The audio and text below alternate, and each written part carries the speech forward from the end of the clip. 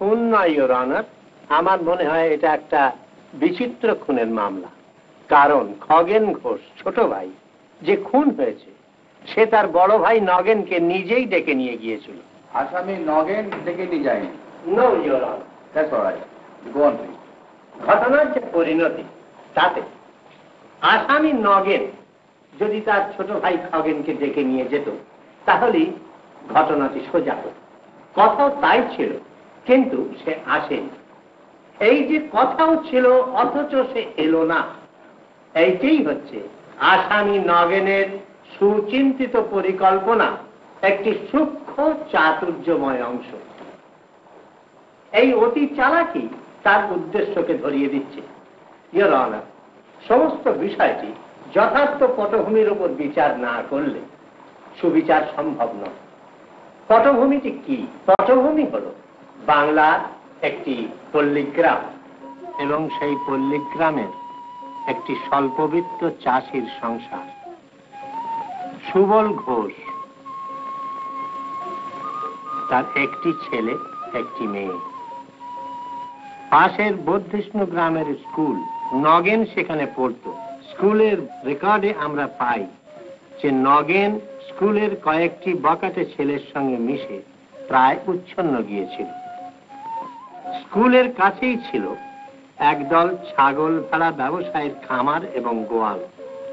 সেই গোয়াল থেকে 2-4 দিন পর পরই ছাগল ভেড়া অদৃশ্য হতো, কোনো চিহ্নই পাওয়া যেত না।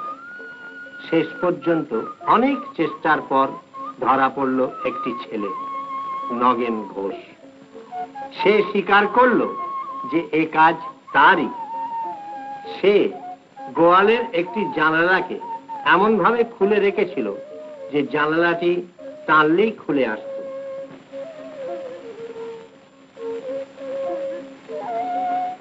নগেন রাত্রে এই পথে প্রবেশ করত এবং ঘরের মধ্যে ঢুকেই যেটিকে সে সামনে পেত সেইটিকেই মুহূর্তে গলা টিপে ধরে মারত। এই অপরাধ বাপকে এমনই পীড়া দিয়েছিল যে তিনি এই পাপের জন্য ছেলেকে শাস্ত্রবিধি মতে প্রায়শ্চিত্ত করার ব্যবস্থা করেন, কিন্তু ছেলে রাজি হয় না। এই সেই বাড়ি থেকে পালিয়ে যাওয়া ছেলে 12 বছর নিরুদ্দিষ্ট থাকার পর আসামি দেশে ফিরে আসে সন্ন্যাসীর বেশে। নগেনের মা তখন মারা গেছে এবং তার বাপ বংশলোপ হবার ভয়ে দ্বিতীয়বার বিবাহ করে। একটি মাত্র ছেলে রেখে সে স্ত্রীটিও ইতিমধ্যে মারা যায়। পিতা সুবল ঘোষ তখন কঠিন রোগে শয্যাশায়ী। পিতার অনুরোধে 6 বছর বয়সের সৎ ভাই খগেনকে দেখাশোনা করার জন্য নগেন সন্ন্যাস বেশ ছেড়ে সংসারী হয়ে ছোট ভাইকে কোলে তুলে নিলে। তারপর দেখতে দেখতে তাকে 20 বছরের সুদর্শন যুবা করে তুললেন।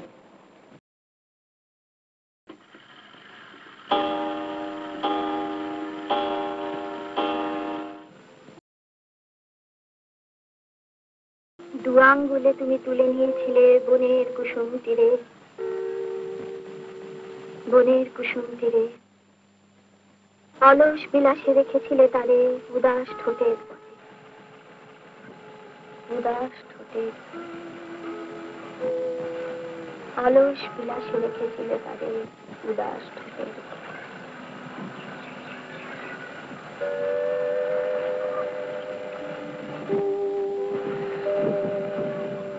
কি খেয়ালে তার পাত্রে গুলিরে ছেলে ছেলে ছেলে ছেলে ছেলে ছেলে ছেলে ছেলে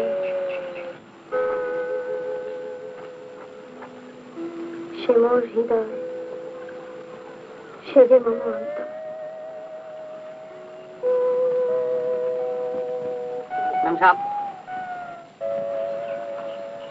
লাগানো হয়েছে। আচ্ছা, তুমি চায়ের জোগাড় রাখো, আর সাহেব এলে খাবার গরম দেবে।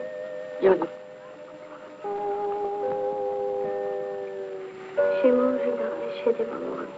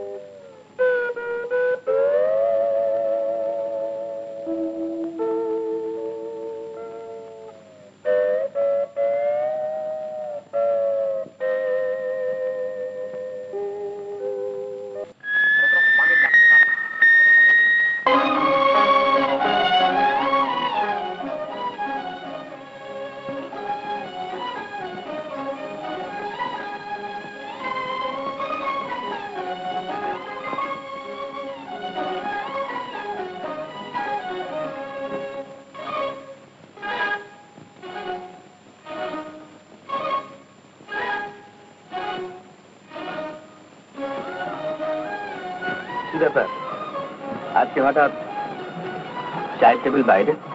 এমনি। আর বসো না কিন্তু, তাড়াতাড়ি স্নান সেরে এসো। আজ একটু বেরোবো। কোথায়? ঝর্ণার ধারে। ये आप ही का দেরি स्टेशन করো না है। প্লিজ। 5 আজ बजे সন্ধ্যাটা ভালো। ये आप এখনি যাবে কি চলি, এখনো বনের গান বন্ধু হয়নি তো অবসান, তবু এখনি মনে পড়ছে সুরমা? চলি অমর করুণ 20 বছর। 20 years। মনে হচ্ছে কালকে।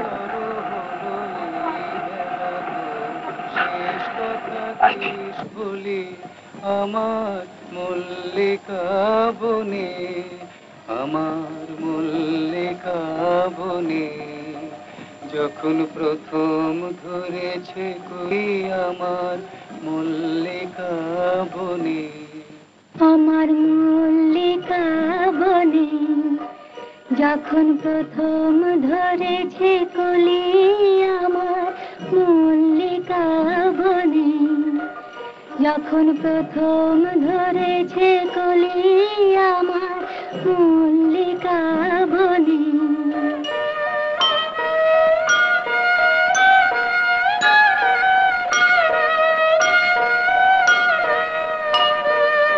তোমারও লাগিয়া তখনই বন্ধু বেঁধেছি অঞ্জলি আমার মল্লিকা বনে, আমার মল্লিকা বনে, যখন প্রথম ধরেছে কলি আমার মল্লিকা বনে।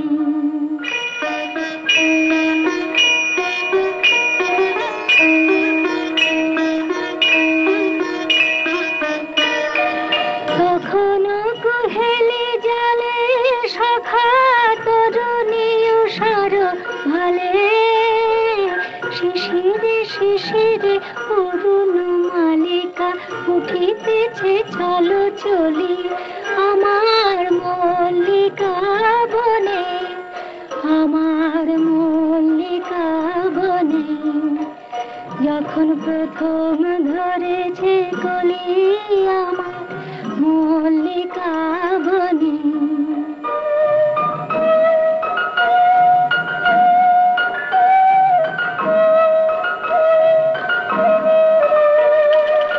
এখনো বনের গান বন্ধু হয়নি তো অবসান, তবু এখনই যাবে কি চলি, এখনো বনের গান বন্ধু হয়নি তো অবসান, তবু এখনই যাবে কি চলি, অমর করুণ মল্লিকা ও তোর শান্ত মল্লিকা,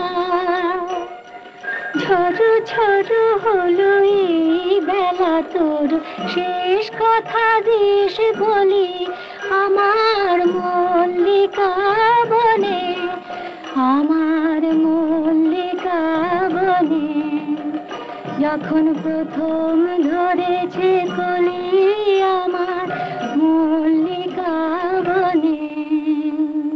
মিস্টার বড় সাহেব ডাকছেন। আমায় বললে বললে, আর কাউকে বলো না, কেন? শুনলে লোকে পাগল বলবে। তা বলে বলুক, কিন্তু তাই যদি না হবে তাহলে এরকম অসাধারণ মিল হয় কি করে বলো দেখি? আমায় দেখেছো বাপি? হ্যাঁ মা, এই যে শোনো, তোমাকে একবার এক জায়গায় যেতে হবে। যে কোথায় বাপি? এই আমাদের নতুন থার্ড মঞ্চে এসেছে ঘোষাল, তার বাড়িতে। ও আচ্ছা, তোমার কাছে এখন কে এসেছিল বাপি? আরে ওই তো আমাদের ঘোষাল থার্ড মঞ্চে।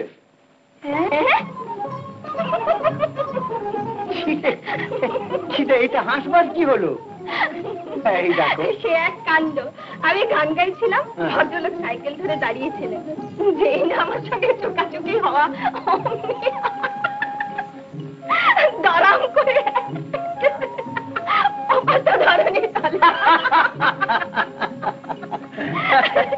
গায়ে কোথাও কাদা লাগলো না, কিন্তু গোপ একেবারে কাদায় আটকা। ওর বাড়িতে কেন বাবা? বাপি? ও জানিস, ওর স্ত্রীকে কালকে আমি দেখলাম সাবজাজের ছেলের বউ হাতে। দেখতে অবিকল আমার মার মতো। তুমি কি সত্যি ওকে পাঠাচ্ছ নাকি? হ্যাঁ। আচ্ছা, যত তোমার বয়স বাড়ছে ততই তোমার ভীমরতি বাড়ছে। কেন বলতো? সেশন জাজের মেয়ে যাবে থার্ড মুন্সেফের বাড়ি। গ্রামের লোকেরা শুনলে কি বলবে? যা চিরকাল বলে, an old fool। তোমার যা খুশি তুমি তাই করো, আমি এর মধ্যে নেই।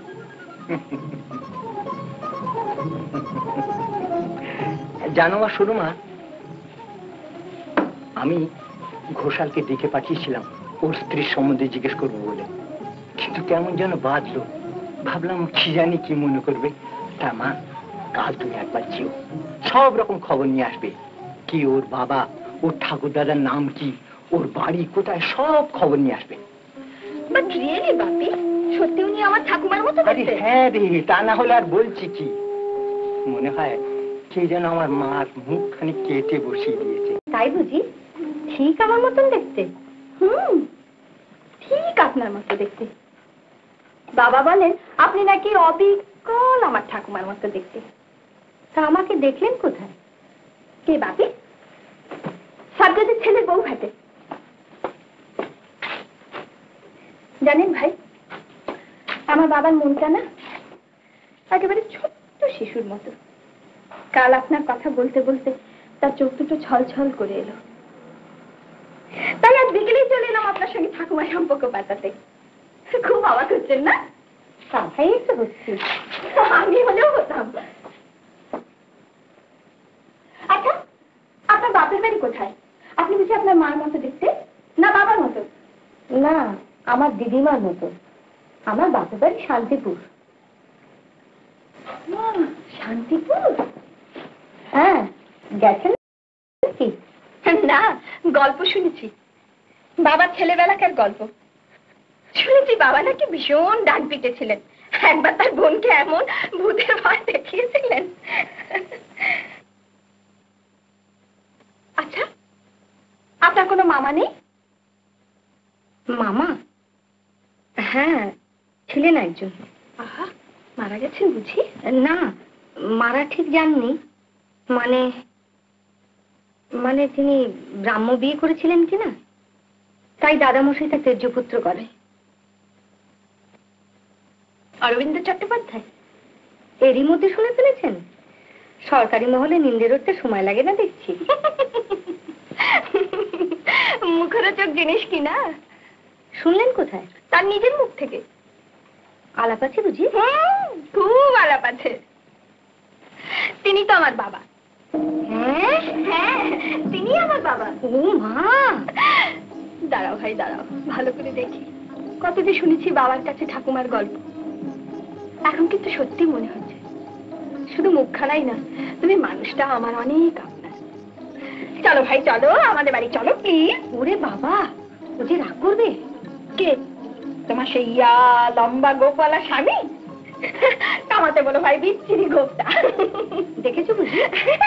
বাহ, সেদিন আমাদের বাড়িতে এলেন, আমাকে দেখে ভেবা টাকা খেয়ে সাইকেল নিয়ে এসে এক কাণ্ড।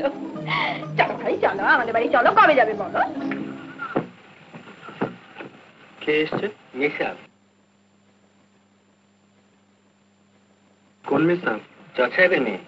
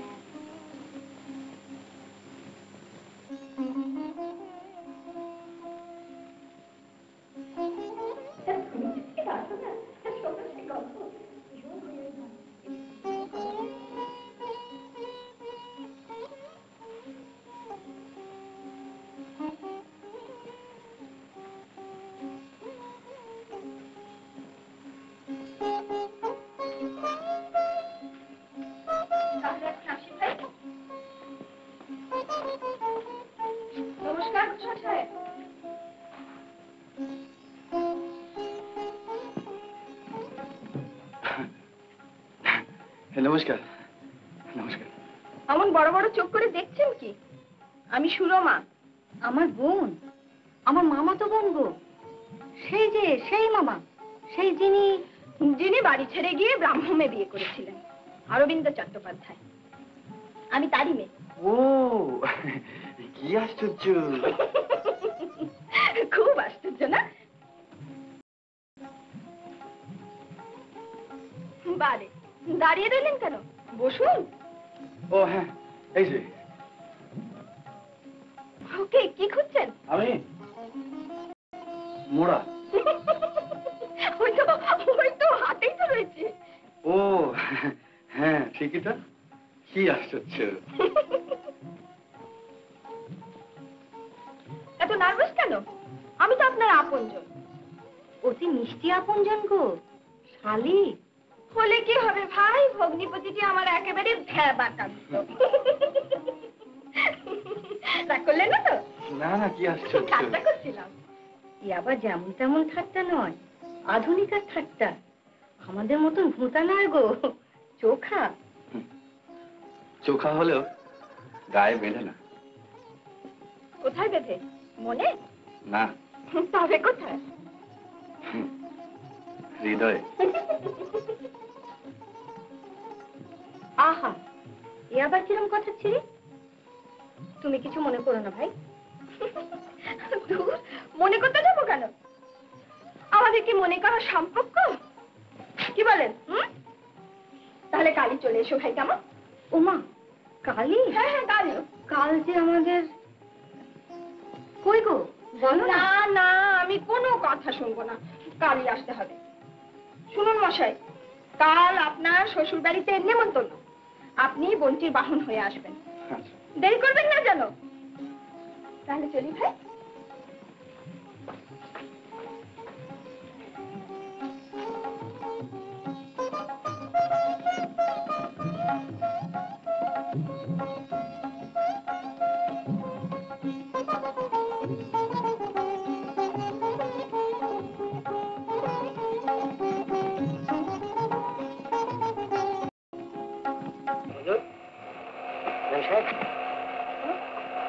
সাহেব চাবিটা চাইনি। কোথায় ছিলি? ওই যে দাঁড়িয়ে।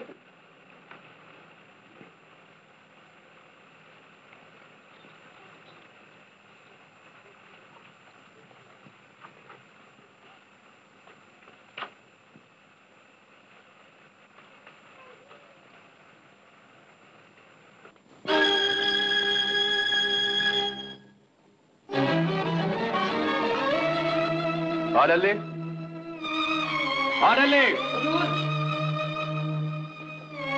এই ছবি ঢাকা সরিয়েছে কে? আমি হুজুর কেন? পরিষ্কার করছি। তুমি এই ছবিতে হাত দেবে না। জি হুজুর। যাও।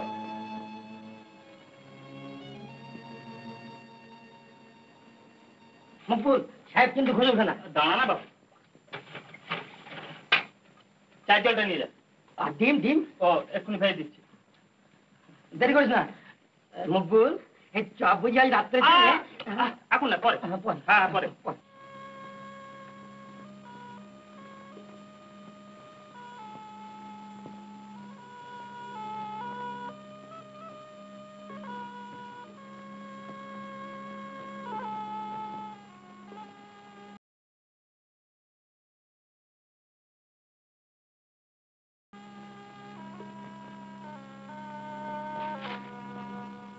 সুরমা!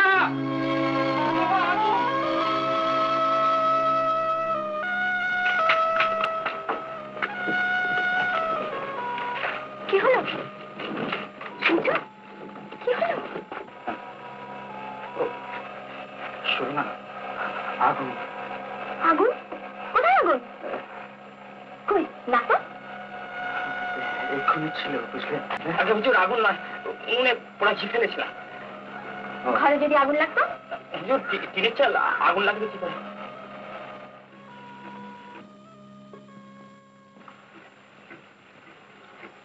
হাঁ করে দাঁড়িয়ে আছিস কি? যা কাজে যা।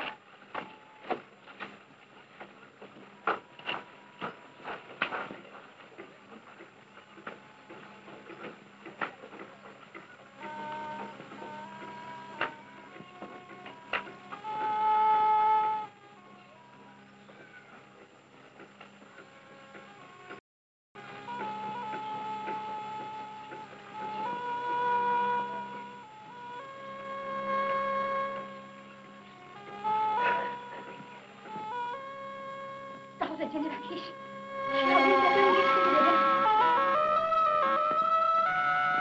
পুড়িয়ে মারবে, তোকে নিষ্কৃতি দেবে না, তোকেও নিষ্কৃতি দেবে না, তোকেও নিষ্কৃতি দেবে না, তোকেও নিষ্কৃতি দেবে না, তোকেও নিষ্কৃতি দেবে না।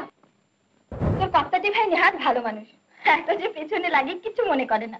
ওই দেখতেই ওরকম ভালো মানুষ, ভেতরে ভেতরে জিলিপির প্যান। আর সাফাই গাইতে হবে না, তোদের এই বিলেত ফেরত সমাজের মেয়েদের আমার খুব ভালো করে জানা আছে।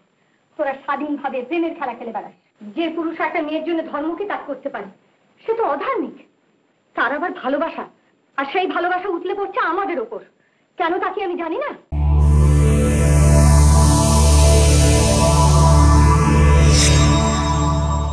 উত্তম কুমারের সেরা সিনেমা দেখতে হলে ডাউনলোড করুন ক্লিক অ্যাপ।